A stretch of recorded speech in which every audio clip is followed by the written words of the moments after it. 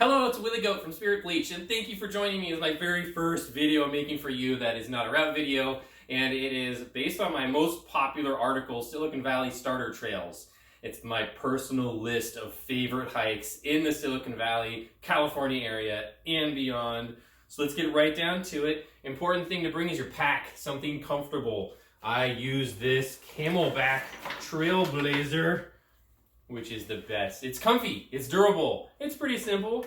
You know, if we're looking around the house to see what pack to bring, maybe something that kids use for school or we use for work, something that's light but also pretty strong tends to be the things that we take with us. This is the one I bring with me. I've got a couple things attached to it, like this emergency whistle. If I go solo on my own or just me and Pepper, I make sure I tell someone where I'm going and for how long. Only do that if you are very comfortable doing that, but there's an emergency whistle. Thank you, Sierra Club. I also have a custom first aid kit.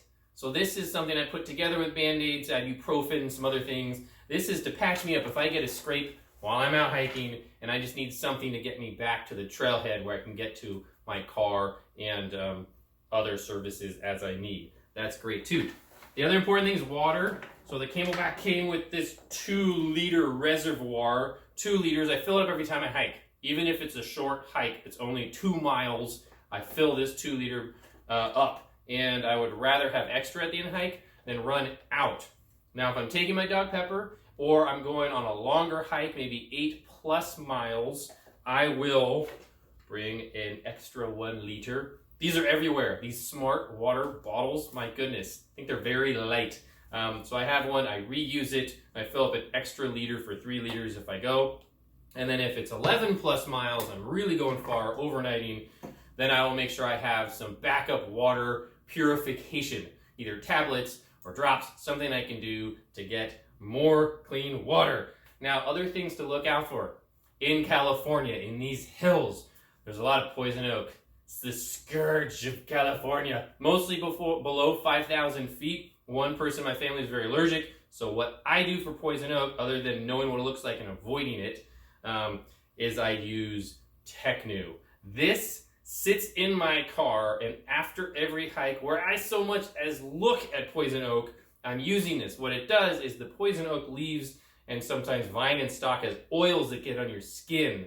That contact to your skin causes itchiness and rash. Awful. The Technu, I apply it, wash it off, and it wipes away the oils. This is a lifesaver, and this is a big honker of a bottle. I use that. I also apply sunscreen. So I apply sunblock every time I go out. There are a lot of trails that have no or little shade, so I make sure I use plenty of sun protection. Also, for sun protection, I wear pants at every hike, or hiking pants. Also helps with ticks. So a lot of people don't hike because of the bugs, the insects, the creepy crawlies. The worst are the ticks. And so what I do is the ticks like long grasses. You either stay away, if you can't avoid it, I wear these nice long pants. These are my go-to pants. I love these pants. They're Patagonia, they're light, they're thin. They also protect from the sun. I also have these that I'm wearing right now. These Lives In. Thank you, Andrew, and the Northwest Arkansas team. I'm very grateful for these. I love them. They might be my new favorite. So there you go, pants.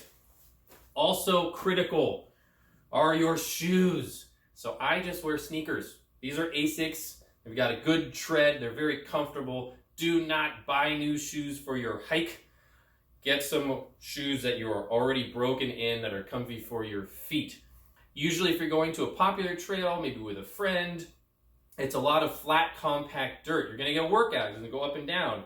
But hopefully the actual path is smooth. So wear something comfortable for your feet. For me, if I go exploring more, I might be going over roots and rocks in the trail, so I make sure I have something that gives me some good grip and comfort. If I'm going off trail, something cross-country in the Sierra, for example, I've got these La Sportivas, and these are fantastic in case I need some high ankle support and some really good tread because I'm walking over big, broken granite rocks. So these are my heavy-duty off-trail shoes. My very favorite item that I wear every time on my hikes is this blue shirt. It's long sleeve, got it at Target.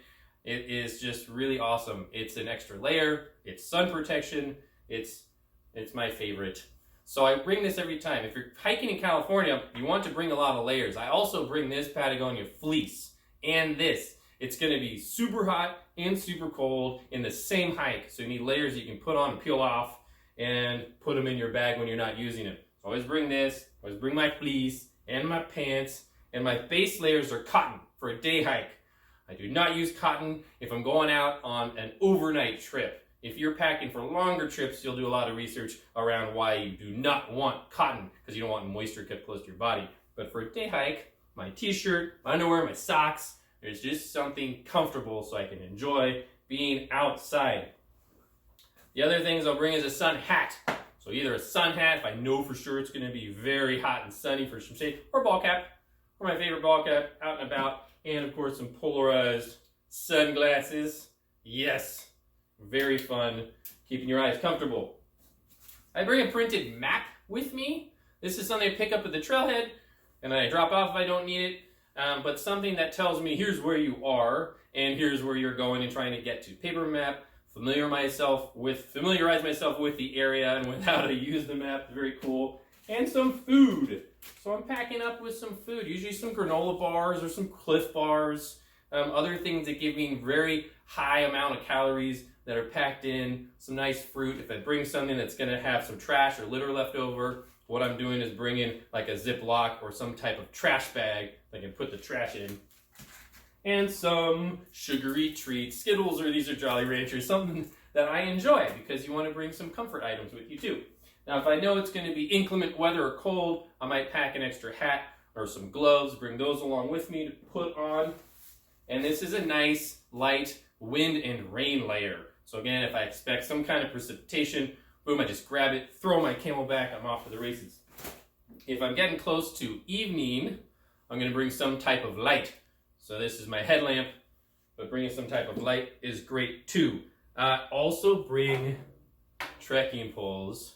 I do not understand why some people think trekking poles are for old people or not. Maybe I'm old. I was invited to hike on Mount Dana years ago with two friends, and after the summit, I jumped and landed wrong and tweaked my knee.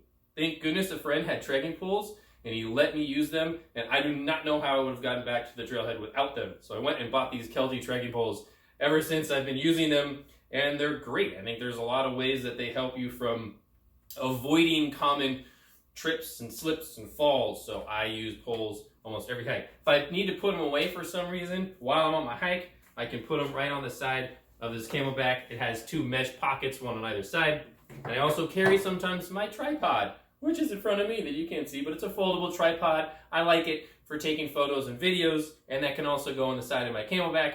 And I bring my phone. My phone I'm using for maps, so that's either AllTrails or Gaia. I use Gaia or Google Maps, and I also use it for taking photos and videos. So it's super helpful. Now, if you haven't gone out for a hike, and it's your first time, it's great if you have a friend that can take you. If you don't, a lot of the popular hikes around the Bay Area have a group that manages that area. It's either a federal, national park system, or it's county or state, and they will often have not just a website, but staff, and you can call them up and ask them for great advice. They're a good resource. Also, if you're nervous about going out, don't be intimidated. It's really nice. You can start out with short hikes, and if you really want to know what people bring for extended periods outside, the 10 Essentials is a list of more than what you would ever need. It's for people that are going overnighting in the wilderness, and it lists the different types of safety things that they should take with them, like extra food